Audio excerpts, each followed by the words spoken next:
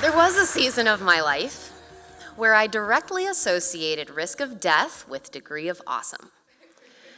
The more dangerous it was, the more I wanted to do it. So I was really into things like motorcycles and scuba diving and wakeboarding and snowboarding and four-wheeling on mountaintops. So when my boyfriend Richard and I broke up in the late summer of 2012, I don't think it came as a surprise to any of my friends when I said I wanted to throw myself out of a plane. It wasn't because I was devastated or suicidal. I was just an adventure junkie who needed an escape, a distraction from the discomfort of facing all of this that was going on inside. And I didn't just want to go once, I wanted to be fully certified, I'd go many times, do it on my own. So early October, I had gone through all of the training. I was ready for my first solo jump. I was really nervous, but I was really excited too. Jump out of the plane, the parachute opens, and as I look below to survey the landscape below me, I realized that instead of the cool wraparound shades that I was wearing, I probably should have stuck with the training goggles that they made me wear during those initial jumps because the wind had flown underneath my sunglasses and blown my contacts out of my eyes. I wear a -7 prescription. I am 2 miles above the earth, literally flying blind, all by myself, me and my parachute. Miraculously, amazingly, I make it to the landing zone in one piece.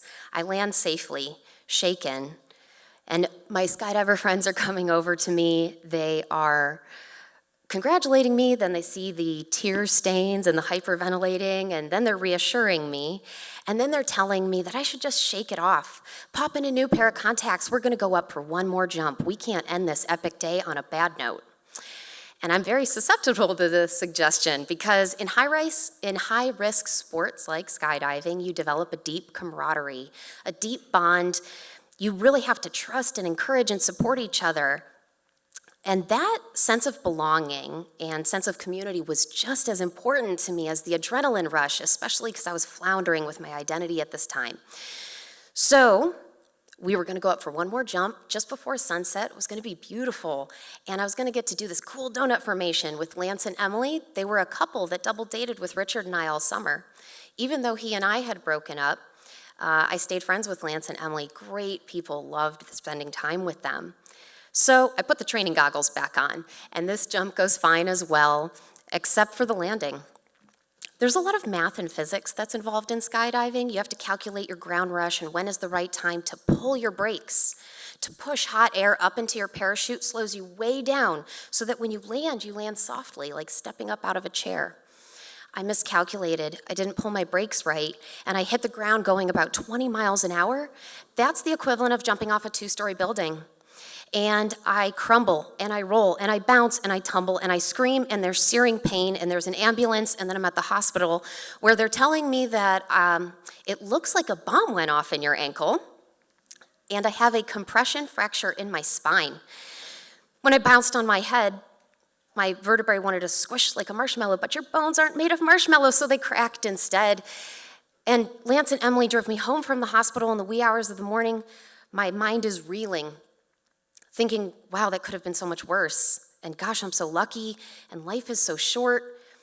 They were total rock stars taking care of me, bringing me food and helping me clean my apartment. And it wasn't just Lance and Emily. They were definitely the best, but it was my whole community of friends and my supportive community of skydivers, helping me not only adjust to this new physical state, but the weird mental state that comes along with it. I had gone from crazy independent adventure girl to can't even hobble to the bathroom by myself girl.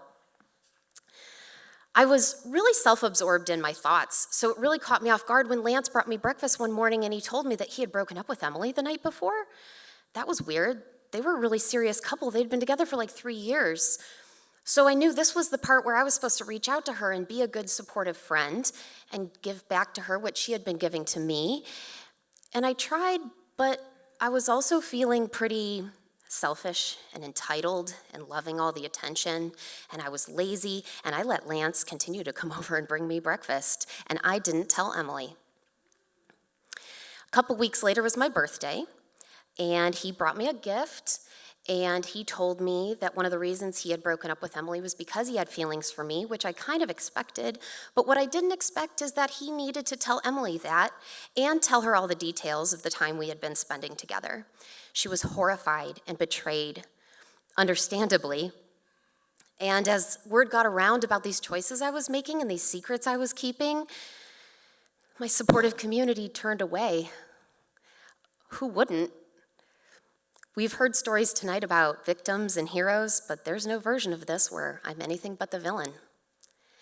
And instead of, at this time, repenting my villainous ways, I just decided I would keep spending time with whoever wanted to not judge me and give me love and attention, which was Lance, rubbing the salt in Emily's wound.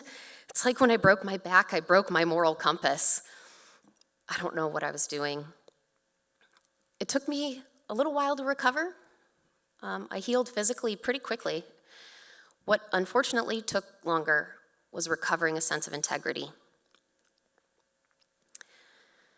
I really had to start from scratch, not only learning to walk again, but learning what honesty was, what friendship meant, learning a sense of values all over again.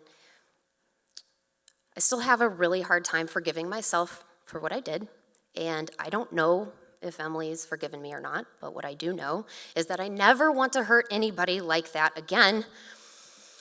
So I direct my energy now to different kinds of adventures, and they don't get as many likes on Facebook, but they're the kind that deal with all of this.